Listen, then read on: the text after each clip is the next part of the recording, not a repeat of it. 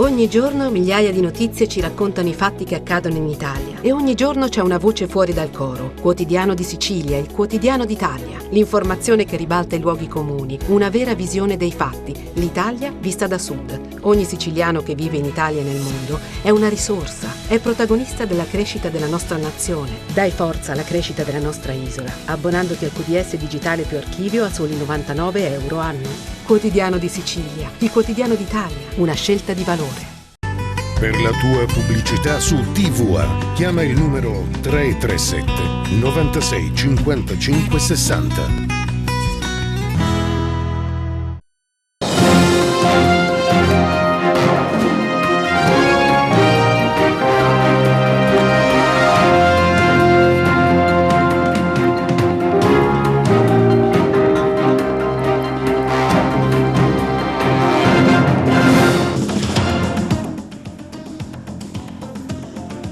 Ieri sera la fiaccolata per le vie di Agrigento con la folla che ha gradito il passaggio dei gruppi. All'ospedale San Giovanni di Dio di Agrigento, sit-in della CGIL a difesa della sanità regionale. Protesta nel Trapanese in vista del raduno di Palermo. Alla collega Margherita Trupiano, consegnata oggi dal presidente Roberto Gueli, la medaglia per i 35 anni di iscrizione all'Ordine dei giornalisti. Per lo sport calcio Serie B e i servizi sull'Agragas.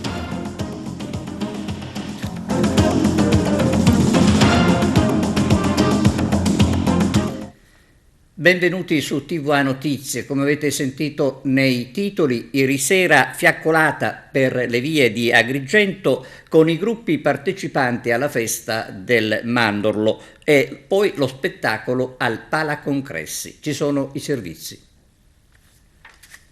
Siamo in piena sfilata, la fiaccolata, uno degli eventi principali di questo 76esimo Mandorlo in Fiore. Ritorna la tradizione, il miracolo del mandorlo si ripete ogni anno. Da Agrigento parte questo grido di pace, di fratellanza, di amicizia.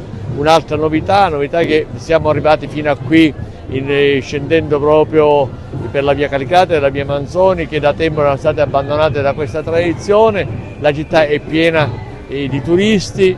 Vi aspetto domenica al Tempio della Concordia per la giornata finale e la premiazione. Grande soddisfazione, la gente sta rispondendo alla grande, siamo veramente felici perché tutte le scelte, direi anche pericolose, che abbiamo fatto invece hanno riscontrato il gradimento della nostra città. Abbiamo riportato la sagra in piazza, ci sono mercati che partono dalla pista di pattinaggio della Villa Bonfiglio fino alle spalle della stazione. La città è in festa, vedi la gente sorridere, la gente è tutta fuori. Che dire, grazie che siamo veramente soddisfatti di aver regalato questa sagra alla nostra città. Speriamo solo che il tempo bello ci assista fino alla fine e andrà tutto bene.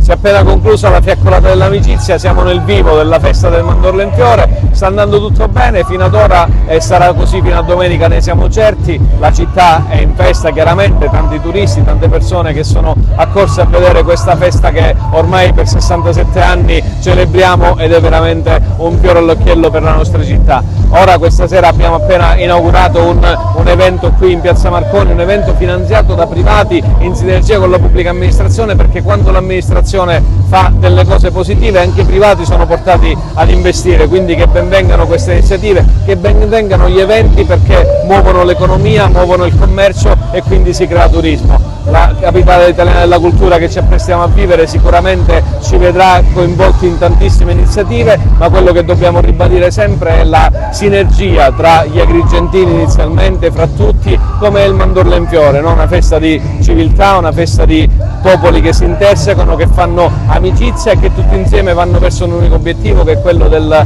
indicare, lanciare un messaggio di pace verso tutto il mondo. Quindi buon Mandorlo in Fiore a tutti e viva Agrigento e viva la capitale italiana della cultura 2025.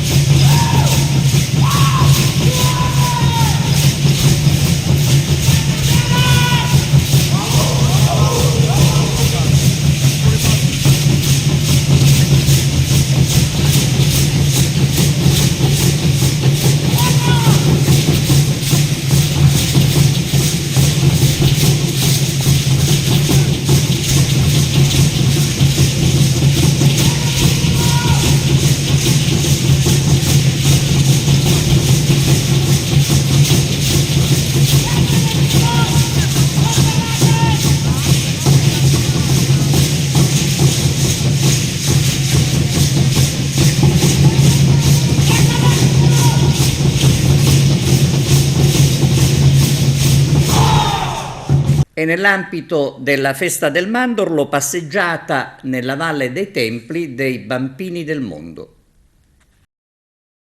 È il momento clou dei Bambini del Mondo, dalla Valle dei Templi, la passeggiata della pace e della fraternità, il simbolo del Festival dei Bambini del Mondo, la comunione tra i popoli. Sì, questa è una passeggiata che vogliamo sempre che cresca sempre di più. Quest'anno, oltre ai gruppi stranieri, ai gruppi locali, abbiamo più di 600 bambini provenienti da scuole della provincia. Siamo davvero felici. Fortunatamente anche il meteo ci accompagna e vogliamo mandare da qui, dal Tempio della Concordia, un grande messaggio di pace e di fratellanza per i popoli. Che 21esima edizione del Festival dei Bambini del Mondo è stata?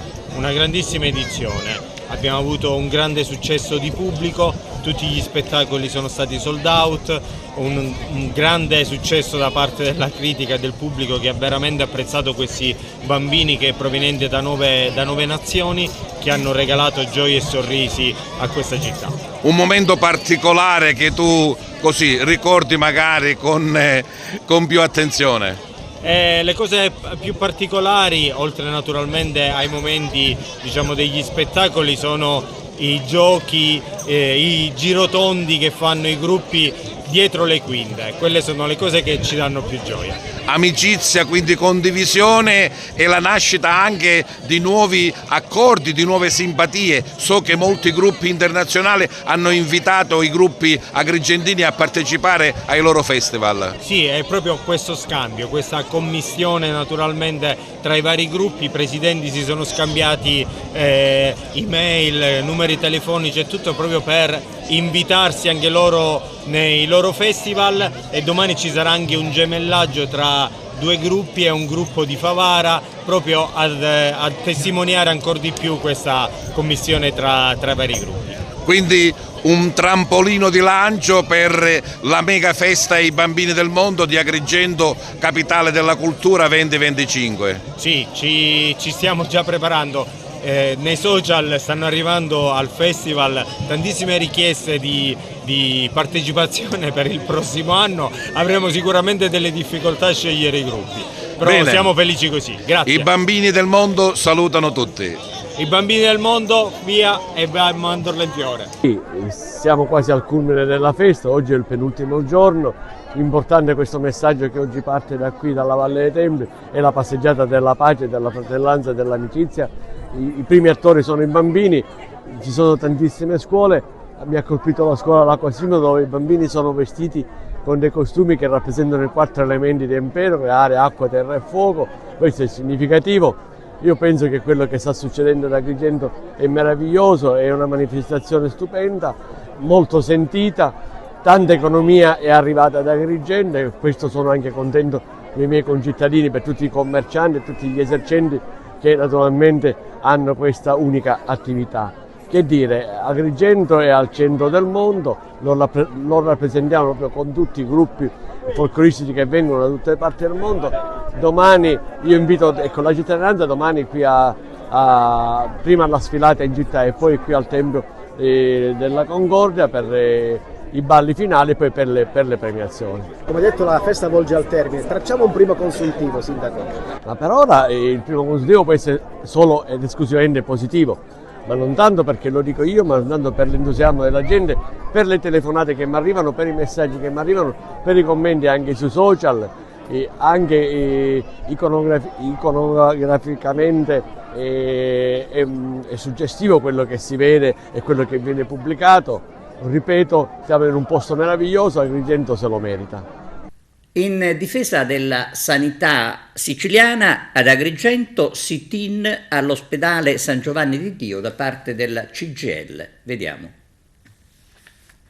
Qual è il senso di questo sit-in davanti all'ospedale di Agrigento? Rimarcare quello che ogni cittadino tutti i giorni vede sulla propria pelle. Stiamo perdendo il servizio sanitario nazionale universale. Ogni cittadino ha diritto alla cura, dice la legge del 1978. Oggi, con i continui tagli alle risorse verso il servizio sanitario pubblico per darle ai privati, questo servizio lo stiamo perdendo. Il progetto sciagurato voluto dalla Lega e fatto proprio dal governo Meloni sull'autonomia differenziata metterà il timbro alla chiusura del servizio sanitario nazionale. Ecco la CGIL in piazza per protestare contro questi due obiettivi del governo Meloni, e il mese prossimo saremo in piazza a Roma a scioperare a difesa della sanità pubblica contro l'autonomia differenziata voluta da questo governo. Attraverso questo sit-in cosa chiedete, cosa rimarcate? Ma abbiamo un'ampia piattaforma, io rappresento la funzione pubblica della CGIL, quindi ci occupiamo dei lavoratori, di tutti i lavoratori della sanità. Noi siamo un sindacato confederale e quindi puntiamo pure sul necessario sviluppo e rafforzamento della sanità per dare un servizio pubblico ai cittadini migliore. Siamo la funzione pubblica, quindi rappresentiamo i servizi pubblici in tutto in generale, ma in particolare oggi sulla sanità abbiamo aderito alla scelta della CGIL regionale e del sindacato dei pensionati e sindacato della funzione pubblica per fare questi sit-in in tutta la regione siciliana.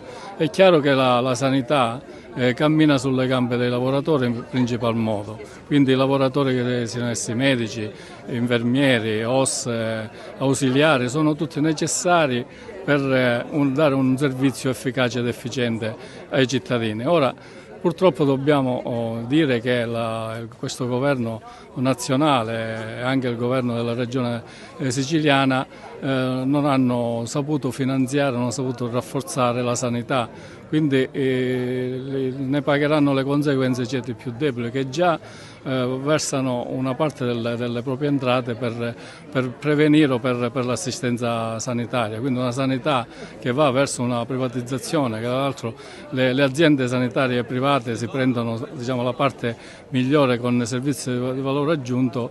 Dobbiamo anche contrastare questo aspetto e quindi valorizzare e difendere la sanità pubblica. Quali sono le richieste dei pensionati? Le richieste dei pensionati sono uguali per tutti. La CGIL sulla sanità ha una piattaforma, come diceva il collega prima, ma è chiaro ed evidente che i più colpiti sono i più fragili. Io penso a tutti i pensionati non autosufficienti, tutti quelli che hanno sofferenze enormi e devono aspettare mesi e mesi per una visita specialistica. Non solo, le strutture non funzionano, cioè voglio dire che i pensionati, i fragili sono le vittime di questa politica sciagurata del governo nazionale, ma non solo del governo nazionale, sulla sanità e non solo sulla sanità. E quindi noi stiamo perdendo questo servizio sta scomparendo, quello pubblico, e sta subentrando lentamente quello privato, in barba alla Costituzione che dice che il diritto alla salute è un diritto, come dire, sacrosanto, inviolabile dei cittadini italiani.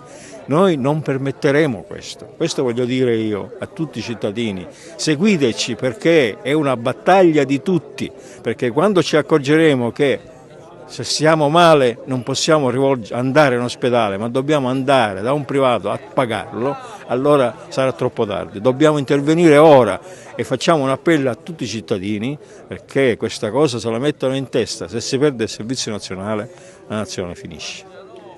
Agricoltori ancora in agitazione e questa volta nel Trapanese. Questa è una manifestazione che sta avvolgendo Trapani, quasi tutta la provincia. L'80% dei comuni è partecipe. Volevamo significare a tutta la popolazione siciliana che bisogna stare attenti a quello che si compra. Avere 5-10 minuti in più quando si va al supermercato per guardare le etichette, per vedere che nel grano non ci sia scritto che arriva da paesi non Unione Europea, perché quando c'è scritto non Unione Europea vuol dire qualsiasi paese del mondo e soprattutto il Canada, dove mettono veleno e dove noi ci dobbiamo mangiare veleno quando abbiamo la Sicilia che era ed è il granaio d'Italia se non d'Europa. Sono Giovanni Arato, un imprenditore agricolo e vengo da Pozzallo in provincia di Ragusa. Sono qua a trovare i miei colleghi, come si dice, a riscaldare i motori e partire per il giorno 22 a Palermo, che ci sarà una grande manifestazione. L'agricoltura è vita. Se non c'è agricoltura non c'è vita, quindi se non c'è la persona che si occupa di agricoltura, le persone che devono mangiare?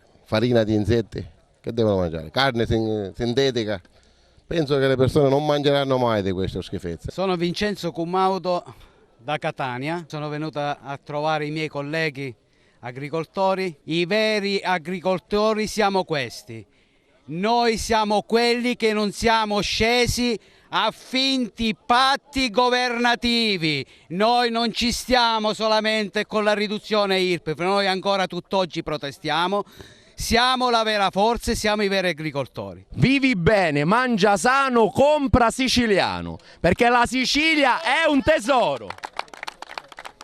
Cosa andiamo a cercare? Non sussidi, ma semplicemente vogliamo vivere del nostro lavoro, vogliamo riscattare la nostra dignità, calpestata, strupata da una classe politica, da una classe sindacale in cui non hanno mai fatto il proprio dovere. L'Europa non c'è proprio, l'Europa fa i cazzi suoi, scusando la frase, come si dice qua. Tutti i politici e le associazioni di Coria fanno i cazzi loro. Dell'agricoltura non ce ne fotte un cazzo. Poi tu la puoi mandare questa o non la puoi mandare, ma io parlo così. Quindi vogliamo non risposte serie, vogliamo carta scritta, darci le nostre rivendicanze. Il governo nazionale, Bruxelles, gli stessi personaggi che hanno creato questo sistema di boicottaggio, di importazioni, di organizzazione, di piattaforme, calpestando il lavoro di tanti sacrifici degli agricoltori. Non scendiamo a patti col governo se non ci danno ciò che ci spetta. Come dicevano i miei colleghi, noi non vogliamo sussidi, noi vogliamo vendere il nostro prodotto dignitosamente. Non stiamo chiedendo chissà che. A questo punto o ci muoviamo per vedere un pochettino se qualcuno ci sente, perché loro per adesso non ci sentono. La politica e quelli che ci dovrebbero rappresentare, che sono le associazioni di categoria, non ci sentono. Anzi, tentano sempre di mettere il bastone, che è questo, in mezzo alle gambe, di modo che per farci cadere. Spendeteli 5 minuti in più. Spendeteli 2 euro in più per mandare avanti le aziende siciliane, perché cercate di risparmiare e poi dovete comprare a tutta potenza il Gaviscon, farmaci, all'ospedale. Se noi abbiamo la forza, penso che il bastone in mezzo alle ruote glielo metteremo noi. Se abbiamo la forza, se non abbiamo la forza, vediamo. Qui si vincerà perché noi siamo per la popolazione e la popolazione è con noi. Meglio degli agricoltori possono rispettare l'ambiente. Io sono un allevatore pure. Cioè, l'allevamento inquina, cioè, una pisciata di pecora inquina o una pisciata di mucca, che cazzo deve inquinare? Azota il terreno, non inquina. Questo è il problema serio. Questo è tutto un discorso fatto dalle lobby internazionali per toglierci quello che noi abbiamo di più caro, che è la terra. Faccio l'allevatore da quando avevo 14 anni, ne ho 64, quindi ho 50 anni che io sono in campagna e faccio l'allevatore.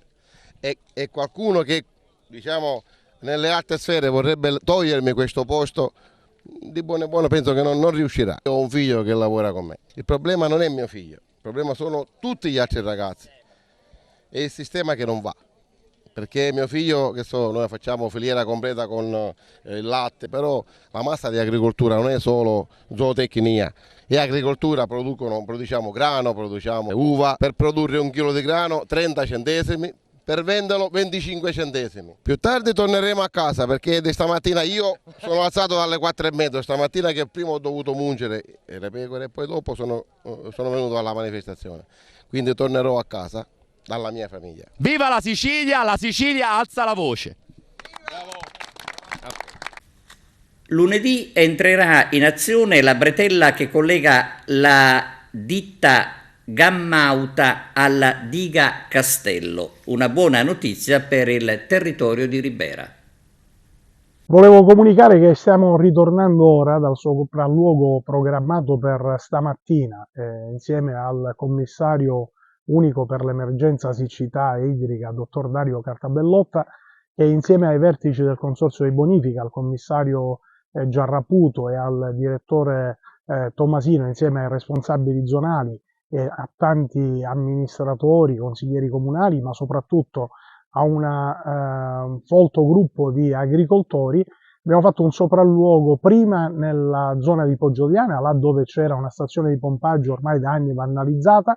Ci siamo fermati lì per far prendere gli impegni che sono stati assunti di ripristinare delle motopompe in quella zona, sia nel lato destro che nel lato sinistro del fiume Verdura, là dove c'è ancora acqua nonostante la siccità, dove scorre tanta acqua e va a finire a mare. È stato preso l'impegno dal commissario Cartabellotta alle vertici del consorzio che saranno noleggiate delle motopompe proprio per poter attingere dal suolo del fiume e pompare l'acqua per riempire laghetti collinari e le vasche di smistamento che saranno utili per poter irrigare nei prossimi mesi i nostri agrumeti, i nostri frutteti.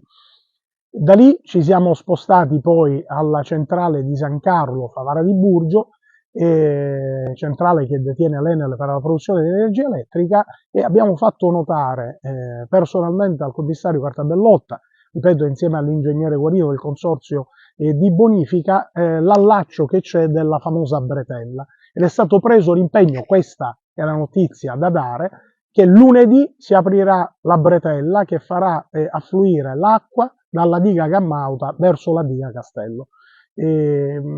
Sarà necessario il tempo che la condotta si metta in pressione, hanno parlato di circa 20-24 ore perché ciò avvenga, e di conseguenza nell'arco di qualche giorno vedremo arrivare dalla bretella Percaduta, va sottolineato un'opera che porta Percaduta senza spese di elettricità e di pompaggio, l'acqua nella diga Castello.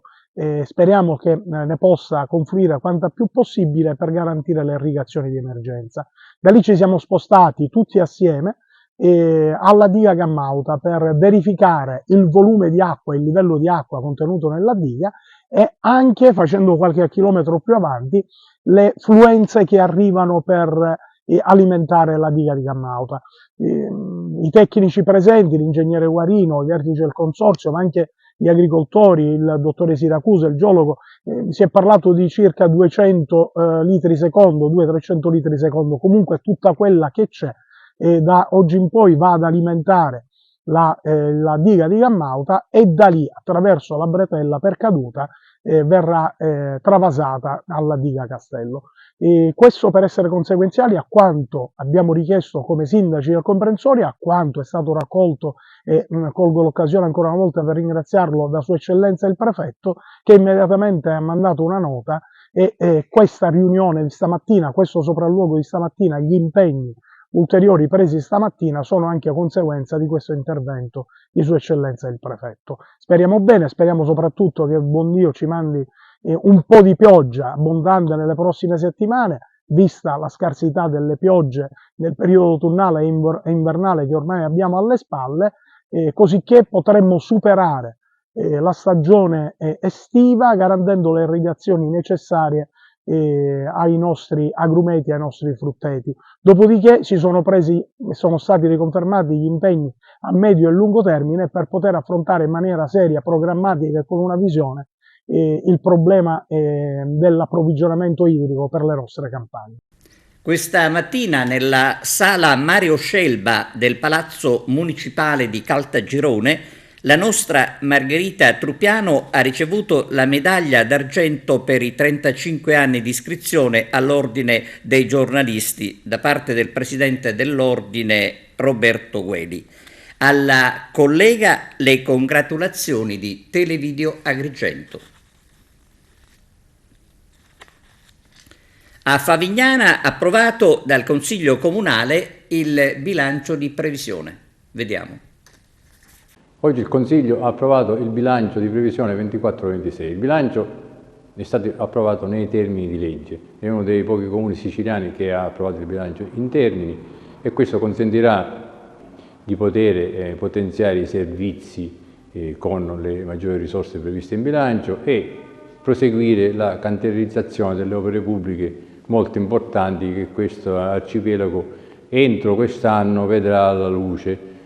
Prima dell'estate verranno alla luce tutti i progetti di efficientamento energetico del patrimonio comunale, quindi il Palazzo Comunale, ma anche il Palazzo Florio, il Centro Sociale di Levanzo. Saranno tutti interventi che sostituiranno gli infissi, potenzieranno il fotovoltaico e quindi avvieranno la transizione ecologica dell'isola.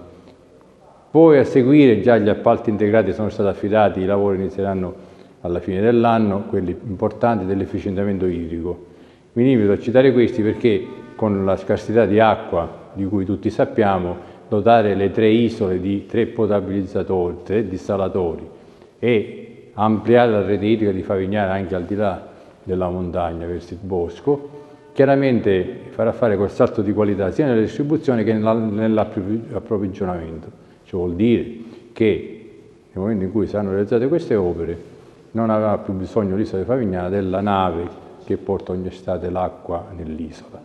Questo per citare le opere più importanti, ma le opere sono tante e l'approvazione di questo bilancio consente al dirigente dell'ufficio del PNRR e dell'ufficio tecnico di poter impegnare le somme e quindi pagare le ditte e proseguire nel rispetto del cronoprogramma dei lavori.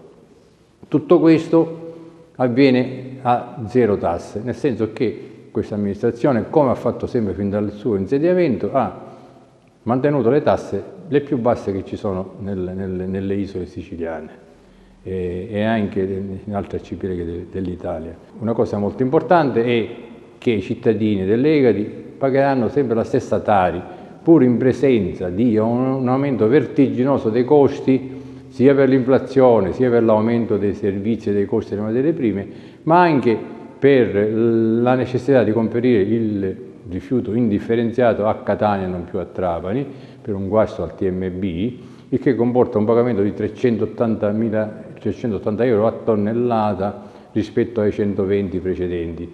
Tutto questo noi riusciamo come amministrazione, grazie all'approvazione del bilancio, a non farlo gravare sulle tasche dei cittadini perché ben 700.000 euro di introiti previsti per il contributo di sbarco saranno destinati ad abbattere il costo del servizio che quindi in mancanza sarebbe raddoppiato con bollette raddoppiate a carico dei cittadini. Al di là delle vicende che stanno animando la vita politica del nostro arcipelago in questi ultimi giorni, da qualche settimana, noi continuiamo a lavorare come amministrazione per il bene delle nostre isole e per l'interesse pubblico collettivo dei nostri concittadini.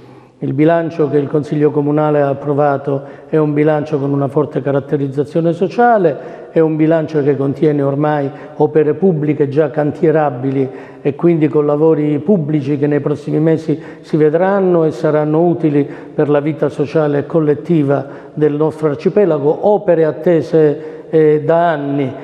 Noi andiamo avanti perché guardiamo non solo al presente ma al futuro del nostro arcipelago. Partiranno già dei lavori immediatamente per rendere l'arcipelago pronto all'estate, dalle strade alla gestione museale dello stabilimento di Palazzo Florio di Punta Troia, alla chiusura dei centri storici per preparare già le nostre isole al flusso turistico che prevediamo arrivi già dalla settimana pasquale. Noi andiamo avanti e andiamo avanti con un unico obiettivo: la trasparenza amministrativa, la serietà dei nostri comportamenti, il bene pubblico e collettivo.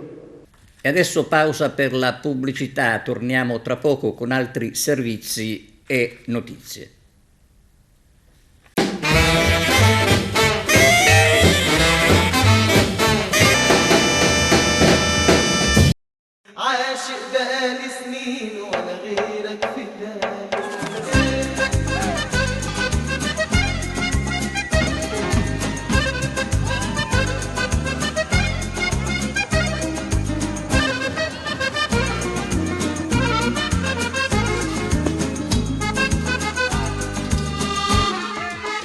معك للنهاية حبيبي حبيبي حبيبي يا نور العين حبيبي حبيبي حبيبي يا نور العين حبيبي يا نور العين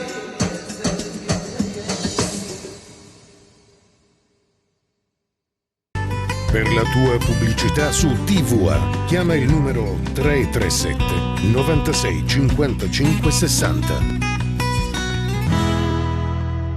Giornata della memoria il prossimo 21 marzo per ricordare le vittime delle mafie. Sono 1081 in tutta Italia, per la maggior parte appartenenti alle forze dell'ordine. A celebrare la giornata sarà l'Associazione Libera di Don Ciotti. La giornata venne istituita dalla Camera dei Deputati il 1 marzo 2017. Predisposto il catalogo per l'educazione ambientale. Vediamo di che si tratta. Oggi siamo a Vendicari per festeggiare i 40 anni del sistema delle aree naturali protette della regione siciliana. È un bell'evento, una grande occasione di riflessione su quanto e cosa significa oggi tutela dell'ambiente. Quando il sistema delle aree naturali protette è nato, occorreva tutelare l'ambiente dalle colate di cemento, dall'abusivismo edilizio, dalle speculazioni edilizie. Oggi, nell'era del cambiamento climatico, chiaramente l'ambiente deve essere tutelato da altri fattori. È un lavoro che stiamo facendo come assessorato insieme al governo della regione e insieme al sistema delle aree naturali protette della regione siciliana, che ha contribuito al mantenimento di questo patrimonio e della biodiversità siciliana che ci rende famosi in tutto il mondo. 40 anni della riserva di Vendicari, un risultato per la nostra regione, ma soprattutto un risultato per l'ambiente, per i turisti che vengono a visitare quest'area del sud-est, della Valle di Noto, che vengono ad apprezzare la bellezza della fauna e del paesaggio, un bene prezioso che va custodito, tramandato alle nuove generazioni, ma soprattutto un grande valore aggiunto, un valore aggiunto nella produzione anche agroalimentare, un valore aggiunto di quello che è lo sforzo che noi dobbiamo come regione mantenere per salvaguardare l'ecosistema e per renderlo fruibile oggi a finalità turistiche. La grande sfida lanciata 40 anni fa, che oggi raccoglie frutti anche nello sbigliettamento di quella che è una riserva orientata che guarda alla valorizzazione del patrimonio paesaggistico, ma soprattutto alla grande biodiversità che la nostra regione ha. Siamo un'isola straordinaria, in un'Italia complessa, dove la grande varietà culturale, ma soprattutto la grande varietà ambientale fa vincere i territori. Questo territorio ha vinto già da tanti anni e oggi ricorriamo una data importante per nuovi traguardi, ma soprattutto per un nuovo successo che la nostra isola deve avere nella salvaguardia del paesaggio e della sua valorizzazione. Giornate di primavera a Messina, giornate FAI di primavera a Messina, il 23 e il 24 marzo con visita a Palazzo Piacentini. Tornano le giornate FAI di primavera che rappresentano ogni volta un'opportunità per scoprire dei tesori nascosti, per scoprire quest'anno a Messina ad esempio la bellezza di Palazzo Piacentini, un palazzo utilizzato dalla giustizia ma spesso non conosciuto dai cittadini. Assolutamente sì, un palazzo che veramente è anche nascosto anche agli addetti ai lavori per certi versi, in quello che sono tutta una serie di particolari che vanno veramente apprezzati. Un palazzo che è stato realizzato da Marcello Piacentini, ma pensato non solo come contenitore ma anche tutto all'interno. Lui ha curato tutta la parte che riguardano gli arredi, tutta la parte che riguarda il mobilio con delle caratteristiche molto particolari. Un esempio del tempo, una facciata che si ispira un po' alla porta di Brandeburgo ma anche ai templi siciliani, quelli di Selinunte e Segesta, con marmi locali. Comunque è un palazzo che per certi versi può sembrare anche un'apertura scontata, banale, però che vi invito veramente a fare e a visitarlo perché scoprirete veramente delle cose meravigliose. Non solo Messina, ma ci sono anche delle attrazioni nella provincia. Sì, quest'anno abbiamo proposto anche delle altre aperture. Avremo un'apertura a Rumetta, in cui si aprirà appunto la chiesa madre e la chiesa bizantina, poi avremo Savoca con la chiesa madre e la chiesa di San Nicolò e Patti, un itinerario all'interno del centro storico. Delle giornate che si realizzano, che si svolgono grazie anche all'impegno di chi si mette a disposizione, perché parliamo di visite guidate. Assolutamente sì, ed è questa proprio la mission del FAI, è quella del racconto. Il racconto però fatto con termini a portata di tutti, con il linguaggio di tutti i giorni, che è quello che viene fatto dagli apprendisti ciceroni che in maniera molto entusiastica vengono preparati dai loro docenti che veramente impiegano tantissime energie. I numeri per quest'anno sono importantissimi, abbiamo oltre 600 apprendisti ciceroni tra Messina e la città ed è questo proprio l'aspetto che più ci rende orgogliosi. Ricordiamolo l'appuntamento sabato 23, domenica 24 marzo, ci sono degli orari? Sì, Palazzo Piacentini dalle 10 alle 13:30 e dalle 16 alle 20, mentre per gli altri siti gli orari sono indicati, essendo la Domenica delle Palme, direttamente sul nostro sito FAI. Ancora polemiche per il ponte sullo Stretto, il servizio.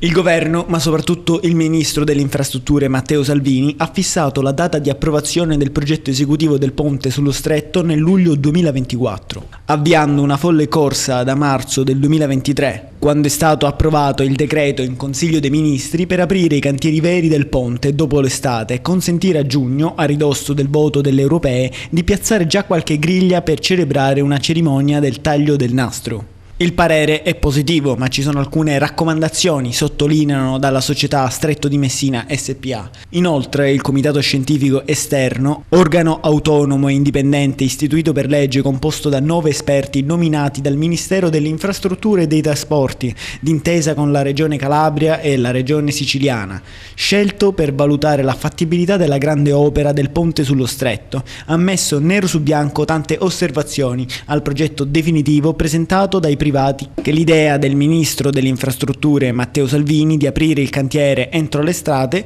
come tabella di marcia è un miraggio. Il leader della Lega si è trovato ad avere a che fare con la realtà. Nelle 51 pagine della relazione, il comitato nominato dal Ministero delle Infrastrutture di concerto con le regioni non ha potuto fare a meno di segnalare le 68 mancanze del progetto definitivo presentato dal consorzio Eurolink. Osservazioni che il comitato raccomanda di seguire nella presentazione del progetto esecutivo, l'unico, quest'ultimo, che può portare all'apertura di un cantiere. E i rilievi, tra l'altro, non sono formali e secondari, ma sostanziali. Riguardano l'acciaio da utilizzare, gli esami sismici e la tenuta in caso di forte vento. Le osservazioni riguardano aspetti da approfondire in sede di progettazione esecutiva, legati all'evoluzione delle conoscenze tecniche e dei materiali e all'evoluzione normativa in tutti gli ambiti di interesse.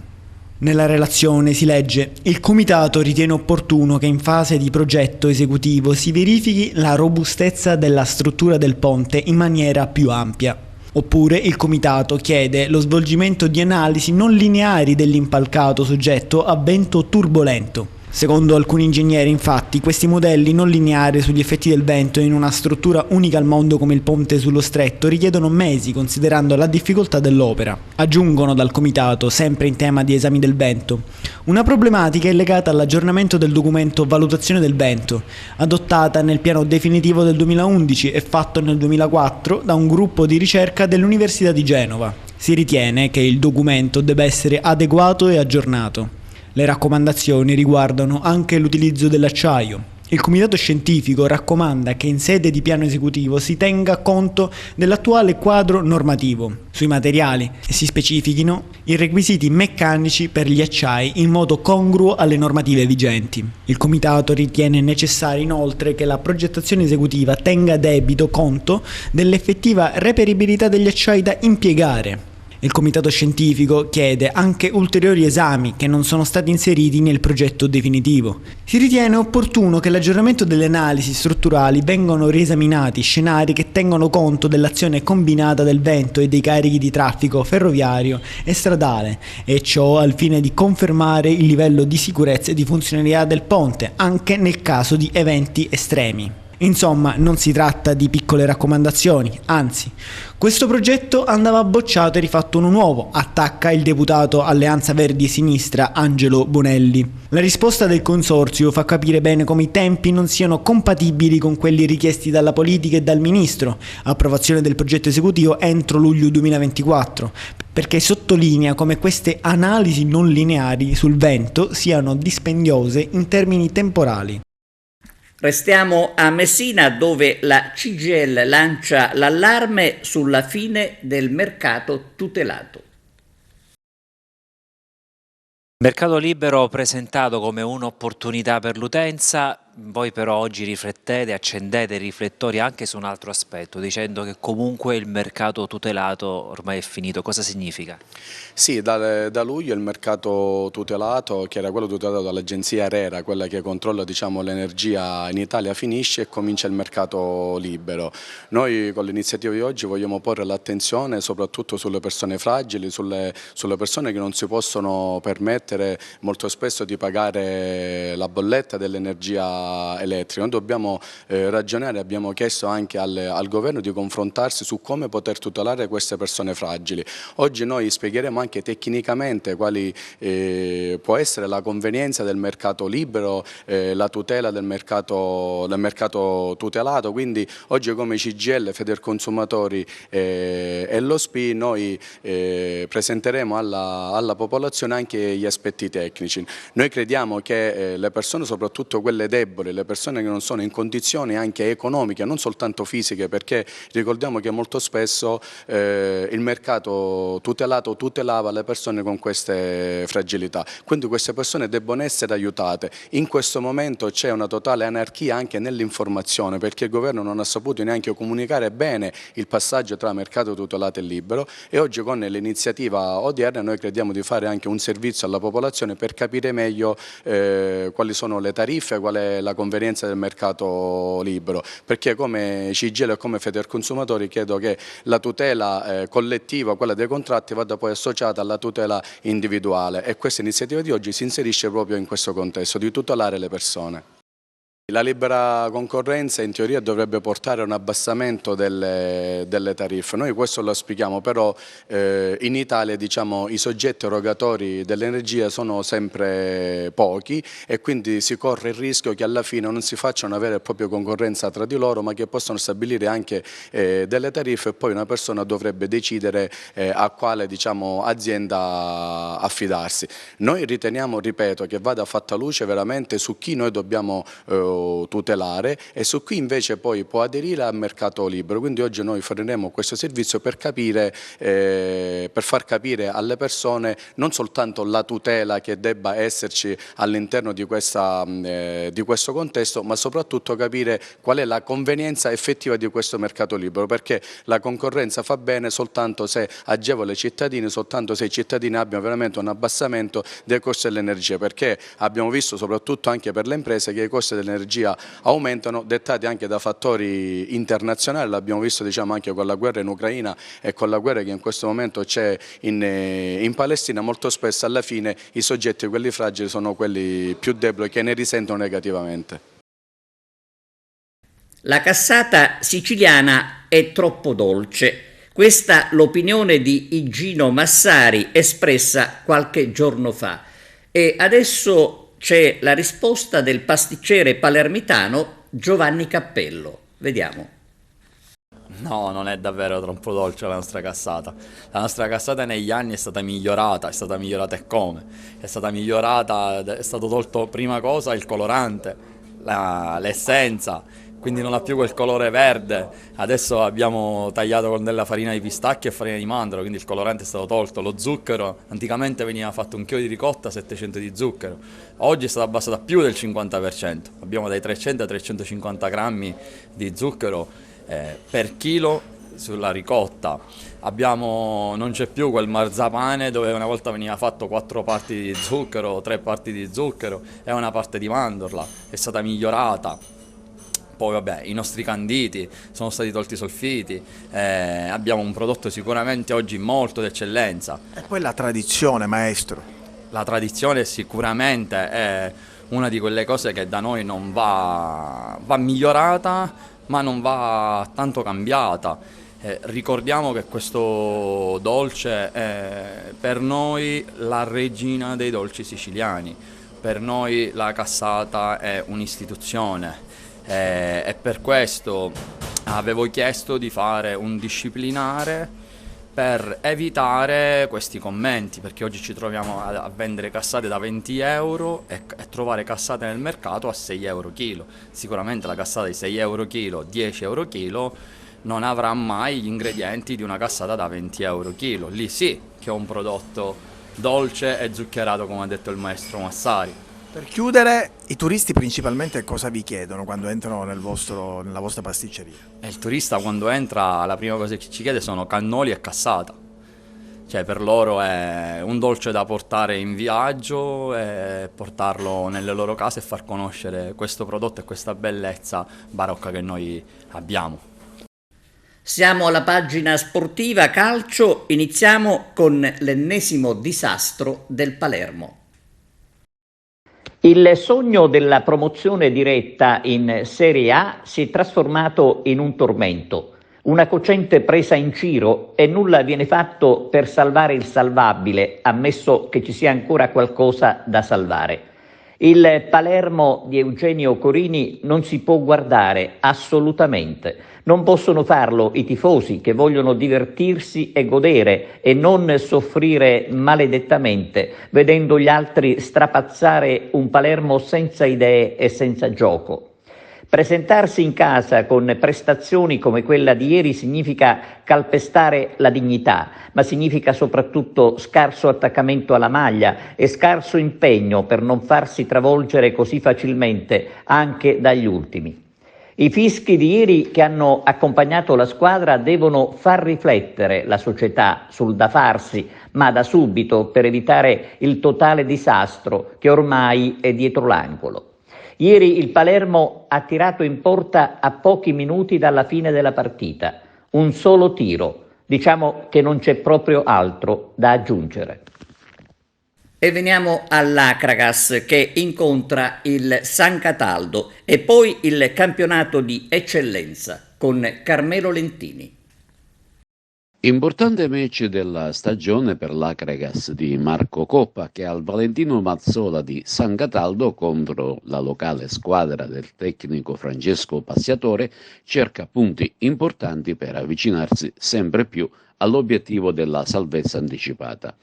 L'interessante gara verrà diretta da Gabriele Zangara di Catanzaro con assistenti Lucio Salvatore Mascali di Paola e Angelo Celestino di Reggio Calabria.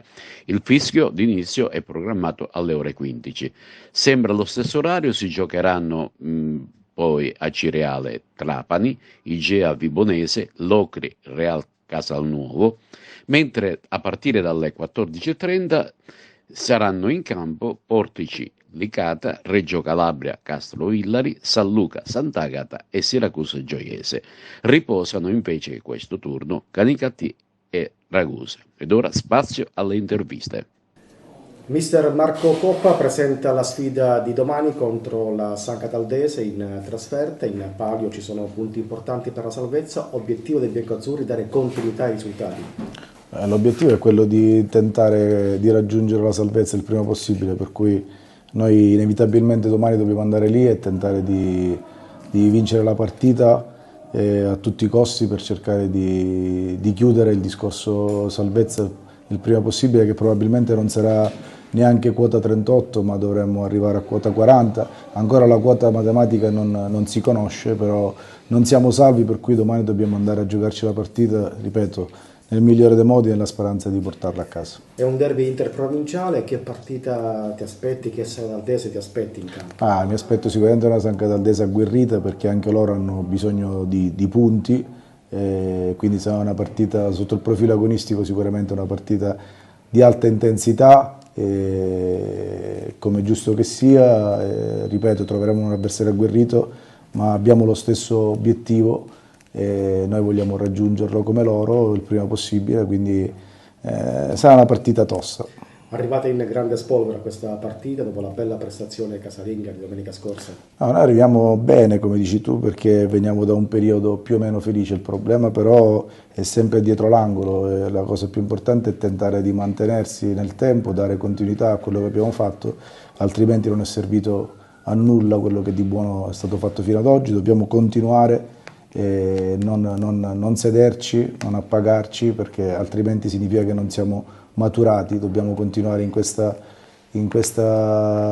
scia di maturazione che credo che da un po' di tempo si stia verificando. Nel campionato di eccellenza Girone A si anticipa questo sabato Athletic Palermo Castellammare. mentre domenica a partire dalle ore 15 la Nissa gioca in casa contro il Fulgatore, mentre il Pro Favara anch'esso in casa però a porte chiuse contro l'Aspra. Si tratta della seconda e ultima domenica che la Pro Favara gioca a porte chiuse, ma vediamo un po' quale sarà il cartellone di questa domenica. Accademia Trapani Casteldaccia, Don Carlo Misilmeri Folgore, Geraci Mazzara, Nissa Fulgatore, Pro Favara Aspra, arbitrerà il signor Asaro di Marsala con assistenti Figucci e Barone. Lo Sciacca ritorna in casa e alla ricerca di una zona per rafforzare la zona playoff, incontrando il Forte Marineo, mentre il Mazzara 46 affronta tra le mura amiche il Castelbuono. Con lo sport si conclude il nostro telegiornale, vi ringraziamo per l'attenzione. Arrivederci.